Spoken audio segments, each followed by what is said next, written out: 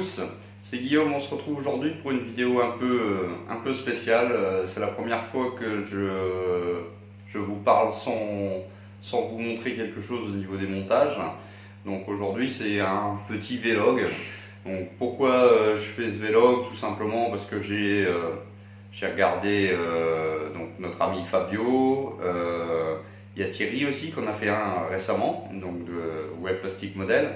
Et donc j'ai trouvé le format sympa du fait que ça permet d'échanger un petit peu plus.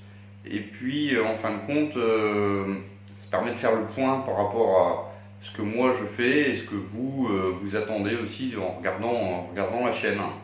Donc la chaîne, proprement dit, a été créée depuis très longtemps. Pourquoi? Parce que tout simplement, quand vous créez un compte pour avoir un email de chez Google, Gmail, il vous intègre aussi tous ces services, dont YouTube. Donc moi j'ai regardé, la première fois que j'ai ouvert le compte c'est en 2007, donc ça remonte, mais comme la plupart des personnes, j'ai utilisé mon adresse email, mais j'ai pas utilisé YouTube. Enfin je l'ai utilisé, mais en tant que personne qui regarde les vidéos et qui n'en fait pas. J'ai commencé vraiment à m'intéresser à la chaîne, à créer un contenu, parce que les gens qui veulent se lancer sur YouTube, je vais dire allez-y, faites-le, mais il faut qu'il y ait un fond, il faut qu'il y ait un sujet, sinon vous risquez de ne pas avoir de personnes qui regardent et forcément vous allez être déçus. Donc la première vidéo, je l'ai consacrée à un montage que j'avais fait hors caméra, donc j'avais monté la Nissan Skyline, donc en 2017, 19 juillet exactement. Donc le 19 juillet, on est en décembre, donc ça fait plus ou moins 1 an et demi, donc ça permet de voir un petit peu au jour d'aujourd'hui si c'est intéressant de continuer la chaîne ou de dire finalement il n'y a pas vraiment. Et là c'est dans le premier cas, on va continuer la chaîne, on va continuer les vidéos, parce qu'en fin de compte ça a dépassé toutes mes espérances, si je peux dire, parce que pour moi la chaîne devait avoir à peu près 100 personnes, 200 personnes qui regardent. Et là, au jour d'aujourd'hui, on est à 648 abonnés, donc franchement génial. Merci à tout le monde de regarder, de commenter, même les pouces en bas, c'est pas grave. Le principal, c'est de faire le partage par rapport à notre passion qui est le modèle. Autre petit détail, donc sur 1 an et demi, j'ai publié 58 vidéos. Alors c'est peu comparé à d'autres personnes qui peuvent publier 2-3 vidéos sur une semaine par exemple. J'ai une vie comme tout le monde, une vie familiale, des enfants en bas âge, un boulot de temps en temps, donc ça prend du temps, et malheureusement et heureusement pour eux aussi, on ne peut pas passer autant de temps sur la passion que sur le restant de la vie, et ça vous le comprendrez très bien. Qu'est-ce qu'on a d'autre aussi à vous dire? Donc j'ai 31 780 vues, donc c'est franchement pas mal. Je ne suis pas dans une optique de faire un record, d'avoir le plus d'abonnés possible aux autres chaînes ou quoi que ce soit. Je veux simplement partager avec vous ce que je fais. Et pour l'instant ça marche plutôt pas mal, c'est en progression on va dire. On a 15 595 minutes de visionnage. Voilà, c'est les chiffres. Après, personnellement, j'y prête pas vraiment attention. J'y prête attention plus, c'est au niveau de vos commentaires, au niveau de vos pouces j'aime. Voilà. Après, le nombre de minutes, etc. Alors une chose qui est rigolote, mais qui est à la fois logique, les personnes qui regardent sont principalement à 65%, si j'ai bonne mémoire, de France, donc en l'occurrence vous. J'ai créé la chaîne en fait en français. Alors, je parle plusieurs langues, mais j'aurais pu le faire en anglais, j'aurais touché un plus large public, mais bon, je trouve qu'il y a beaucoup de chaînes en anglais déjà, et puis bon, je suis francophone, donc tant qu'à faire, autant parler la langue natale. Donc pour revenir à la moyenne d'âge des personnes qui regardent, et je pense que c'est pas spécifique à ma chaîne, c'est spécifique aux chaînes comportant le modélisme, c'est entre 45 et 64 ans. Donc on est sur, j'allais dire une clientèle, non, vous n'êtes pas des clients, vous êtes, on va dire, un petit peu plus âgé que moi, mais c'est bien parce que vous avez de l'expérience, comme ça vous pouvez juger le travail des autres. Et puis surtout apporter des choses en plus, ça c'est important. Les trois dernières vidéos, les trois vidéos qui sont les plus vues sur la chaîne, alors c'est pas une surprise pour moi, je le savais, mais là j'ai regardé en détail. La première vidéo qui a remporté le plus de succès, c'est la vidéo qui concerne les vernis. Donc j'avais fait une vidéo sur les vernis brillants et la base mat de chez Tamiya. Donc tout ce qui est test de produits, je vois que, abonné ou pas abonné, les gens regardent parce que voilà, on achète le produit, on ne sait pas vraiment comment il fonctionne, on n'a pas envie de se taper une vidéo d'1 heure. Voilà, de retour, désolé, j'ai eu un coup de téléphone. Donc oui, les trois vidéos, c'est des vidéos de test de produits, et donc ça j'en ferai encore quand j'achèterai des nouveaux produits. Par exemple, là j'ai du wash de chez Valero, il m'en faut encore 2-3 teintes différentes, donc ça je pense que je ferai une vidéo spécifique par rapport à ça. Concernant les montages en cours, on a en ce moment 3 kits sur la chaîne. Donc on a la Toyota Supra, le Sherman et le Bismarck. Alors le Bismarck, c'est un petit peu particulier, on fait une vidéo vraiment de temps en temps parce que ça prend du temps. La vidéo de la Supra, j'ai déjà commencé, on a une quinzaine de minutes, donc il faut que je finalise la chose. Mais comme tout le monde, là c'est les fêtes de fin d'année, j'avance beaucoup moins vite que prévu. Donc j'ai déjà apprêté, vous voyez, j'ai déjà apprêté tout l'habitacle. J'ai fait les roues, ils sont terminés, donc ça je vous montrerai en détail sur la prochaine vidéo. Le Sherman, lui, n'a pas avancé, ainsi que le Bismarck, il est toujours au même point. J'ai pas eu le temps d'avancer plus. Je voulais vous montrer, tant qu'à faire, pour rendre un petit peu la vidéo un petit peu intéressante, je voulais vous montrer sur le cadre où je filme, sur quoi je fais mes maquettes, etc. Et puis pour terminer la vidéo, je vais vous montrer tous les modèles que j'ai présentés sur la chaîne, réunis sur la table. Et donc comme ça vous verrez un peu l'évolution de la chaîne. Donc je me mets derrière la caméra et puis je vous montre mon espace de travail. Voilà, à tout de suite. Voilà, alors bon là c'est le plan, je vais dire classique quand je tourne les vidéos. Donc on a des petits tiroirs, bon, ça va être amené à changer. On a des petits tiroirs que j'ai acheté ça dans le commerce. Ça me permet de stocker tout ce qui est montage en cours. Là par exemple j'ai le châssis de la Supra. En dessous j'ai un avion, je vous montrerai après. Là c'est des grappes. Là c'est toutes mes bandes de masquage.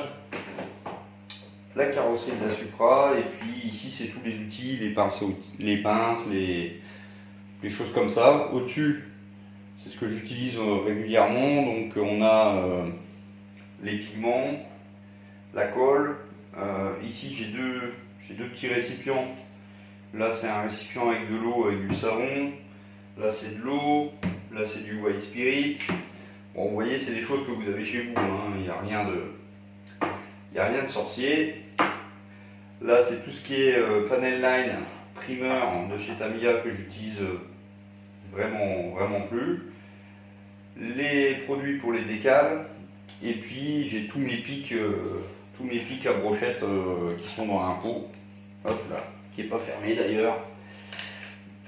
Donc voilà, donc ça c'est mon premier plan de travail que j'utilise pour couper, poncer, coller.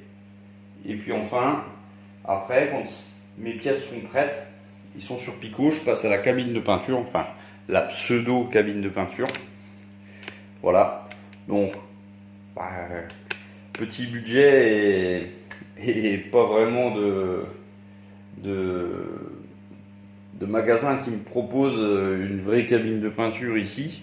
Comme vous savez, hein, j'habite en Asie à côté de Bangkok, donc forcément les références chez Oops Model ou des choses comme ça, vous pouvez les oublier parce que moi, ils me les envoient pas chez moi. Donc ma cabine, là j'ai tous les produits, donc le airbrush cleaner pour nettoyer après mes sessions de peinture. J'ai mes 3 primeurs de chez Radit Studio, le blanc, le gris, le noir. J'ai les produits pour les peintures Vallejo, donc le thinner, le flow improver, le diluant Tamiya X20 donc pour les enamels, le X20A pour les acryliques, le lacquer thinner, et puis donc ça c'est pareil, un nouveau primeur de chez Vallejo, gris, Mecha, donc on verra ce que ça donne. Sur mes 2 tiroirs, beaucoup de bordel, non, j'ai acheté ça, donc ça coûte une misère, c'est des petits pots en plastique pour faire mes mélanges de peinture. Quand j'ai fini, poubelle. J'ai également ça qui est gratuit, les petites coupelles récupérées à KFC, à Ikea, etc. Pareil, mélange de peinture, quand c'est fini, poubelle. J'ai du papier abrasif, enfin de l'éponge. J'ai des compoutes, j'ai la gomme mie-de-pain que je touche pas parce que sinon j'en aurais plein les pattes. Voilà, ça c'est le premier tiroir. Deuxième tiroir, on est sur les ustensiles de peinture. J'ai les seringues fournies par ma petite femme, des masques, des gants. Voilà, rien de très folichon. Alors faites pas attention au bordel là-haut. Ici j'ai tous les cotons-tiges. Très pratique pour nettoyer l'aérographe à portée de main. Dans le tiroir, alors dans les tiroirs, attendez, choc, je vous bouge, hein. Voilà. Donc dans mes tiroirs, j'ai mes peintures enamel, donc que ça soit en brillant ou en mat, les mats sont derrière. Là, je viens d'avoir en fait les nouvelles gammes LP de chez Tamiya, donc je les groupe là aussi. Pour l'instant, j'en ai 4. C'est pas énorme. Deuxième tiroir. Alors, j'ai quelques peintures acryliques, comme vous pouvez voir, hein, comme vous pouvez utiliser en Europe. J'en utilise pas trop, ça sèche trop vite. Là, j'ai les gammes Vallejo, soit en modèle color à gauche ou à droite les modèles R. Ça se remplit au fur et à mesure. Je dis pas qu'ils sont pas bien. Attention, là il faut que je fasse un point. Les Tamiya ou les Vallejo, je dis pas qu'il y en a une qui est meilleure que l'autre ou etc. J'aime bien avoir un complément de teinte. Et ceux-là, je les trouve faciles d'utilisation avec leur bec là. Voilà, avec leur bec, je m'en mets pas plein les pattes.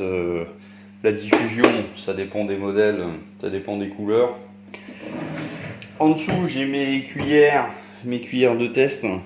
J'ai des décals, des choses que j'ai récupérées d'autres grappes, et puis il me reste 2 bombes. Voilà, donc là on a fait le tour. En haut, c'est tout simplement, voilà, c'est tout simplement mon stock de modèles. Voilà, donc rien de faramineux, mais je stocke ça là-dedans, comme ça bouge pas. Une autre nouveauté, alors hop, je vous tourne. Une autre nouveauté, c'est le deuxième bureau qui va être à côté. Et donc le deuxième bureau, lui, me permet essentiellement, alors là c'est le bazar, mais ça me permet essentiellement de faire des photos. Je vous ferai une vidéo prochainement pour ça. Donc un fond blanc, et puis surtout 2 sources de lumière. C'est pour ça que j'ai placé les bureaux comme ça. J'ai mes 2 lumières que je place au-dessus ou sur les côtés, hein. Celles-là sont assez flexibles. Et comme ça, je peux passer d'un plan de travail à un autre C'est plutôt pratique. J'ai juste qu'à tourner ça. Avant, ils n'étaient pas dans ce sens-là et maintenant, je me suis fait comme ça. Donc, je sors mes modèles et puis je vous montre les modèles qui ont été faits sur la chaîne. Et puis, on terminera là-dessus. Voilà, donc chose promise, chose due. Donc, je vous ai mis sur la table les modèles que j'ai effectués en vidéo. Alors, bien entendu, j'en ai fait des autres, mais qui ne sont pas là ou qui sont obsolètes, on va dire. Donc, ça, c'est vraiment depuis ma reprise en maquette. Donc, la première, c'est la Tamiya Skyline R34. Donc premier modèle fait à ma reprise. Donc pinceau et bombe. Bombe Tamiya. La deuxième, c'est la Porsche Carrera. La Porsche Carrera GT. Donc également avec un habitacle franchement que j'apprécie. Hein. Donc la Porsche Carrera GT. Vraiment un bon souvenir et un très beau modèle. Vraiment beaucoup de plaisir à assembler ce modèle. Ensuite, alors celle-là je vous l'avais pas montré, en vidéo, je vous en avais parlé. C'est le Pajero. Donc c'est pas du 1.24, c'est un modèle qui est motorisé. Donc à la base c'est un jouet. C'est bête à dire. Alors j'ai quand même passé du temps dessus au niveau de la peinture. Donc je l'ai laissé dans ma galerie. Ensuite le modèle que vous voyez là-haut. Hop, désolé. Ah, je vais inverser les voitures. Hop, pour que vous voyez bien. Ensuite le modèle qui m'a plu énormément. C'est l'Open Interface de chez Lexus, donc en version course. Hein. Donc c'est un modèle que j'ai pris énormément de plaisir à faire, même si les décals étaient assez difficiles. Ensuite, vous vous rappelez, ça fait pas longtemps, donc la Peugeot 206 WRC en mode rallye. Alors comme j'ai eu des commentaires, c'est vrai, c'était une Monte Carlo et elle a plein de terre. Bon, c'est comme ça que je l'ai faite. Voilà. Et puis enfin, pour finir, la petite coccinelle. Donc la coccinelle avec son moteur et son capot qui s'ouvre. Hein. Et puis donc un petit travail alors, que j'ai depuis très longtemps. Je pousse la coccinelle. C'est cet avion. Alors là, c'est du... je vais pas dire c'est du grand n'importe quoi, mais en fait c'est vraiment un avion de test. C'est un cadeau, un héritage d'un de mes oncles. Et donc il avait acheté un kit LR comprenant 3 avions. Donc des avions français, le Hawkeye, le Rafale et l'autre j'ai oublié. Donc c'est de l'échelle 1/144, donc c'est très petit. LR, c'est pareil, l'assemblage est plus que dérisoire au niveau des qualités de pièces, etc. Donc j'ai quand même réussi à le faire. Il me reste encore des décals à poser là sur la piste d'atterrissage. Mais bon, voilà, j'espère que ça n'y a plus. Donc j'ai les 2 autres en cours, mais je vais prendre un temps fou parce que ça me motive pas. Une échelle aussi petite, ça ne me motive pas du tout. Donc voilà un petit peu au niveau des modèles que vous avez vus sur la chaîne. Donc voilà, bah écoutez, je pense que j'ai fait le tour de ce premier vlog. Donc il me reste plus qu'à vous souhaiter de bonnes fêtes de fin d'année, d'être avec votre famille, vos amis, bien sûr d'avoir des projets pour 2019. Donc les projets par rapport à la chaîne, pour l'instant ils ne sont pas encore tout à fait établis. On va essayer de continuer dans la qualité au niveau de la vidéo et puis de vous présenter différents tests, soit peinture, soit de maquette, des choses un petit peu qui sortent de l'ordinaire comme j'ai pu faire avec la visite de magasin, des choses comme ça. Si vous avez des idées, n'hésitez pas à me les faire partager, hein. J'essaierai de faire au mieux comme on dit. Et puis voilà, je vous souhaite plein de bonnes choses pour l'année prochaine, pour cette fin d'année. Je ne sais pas si si j'arriverai à mettre la vidéo en ligne avant la fin d'année, mais bon, quoi qu'il en soit, je vous le dis maintenant. On se retrouve très vite pour la suite de ces montages. Et comme d'habitude, hein, les pouces en l'air. Merci beaucoup. Ciao.